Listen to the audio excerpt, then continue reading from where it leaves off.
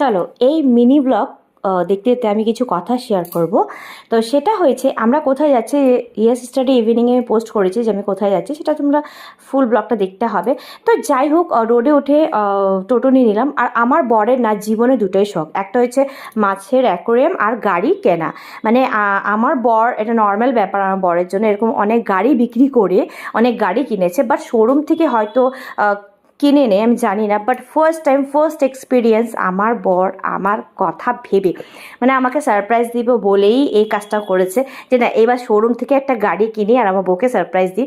সেটা বড় গাড়ি হোক বা ছোট গাড়ি হোক, জানো স্কুটিতে যেন কতটা কমফোর্টেবল, স্কুটি যে কোনো জায়গায়, মানে যে অনেক জায়গায় কিন্তু চলে যায়, খুব কমফোর্টেবল। আমাদের কাছে যত বুলেট আছে, বাট বুলেট থেকে আমার স্কুটিটা কেন জানি না এতটা ভালো লাগে। আর মানে পূজা পাইল হোক, মানে যে কোনো জায়গা, পাহাড়ে হোক, স্কুটি ইজ দ্য বেস্ট। তো এটা নতুন মডেলের স্কুটি, এটা সবাই হয়তো চালিয়েছে, বাট আমার জন্য তো নতুন। বাট আমার অনেক ভালো লেগেছে। আমার বরমাসে আমাকে সারপ্রাইজ দিয়েছে যে কোনোদিন শোরুম থেকে গিয়ে কোনো সময় গাড়ি নিইনি, আর এইভাবে চাবি হাতে দিয়ে ফটোশ্যুট কোনোদিন করিনি। আমার সেটা ইচ্ছা ছিল, মানে সত্যি ইচ্ছা ছিল। তো সেই ইচ্ছাটা আমার বর পূরণ করেছে।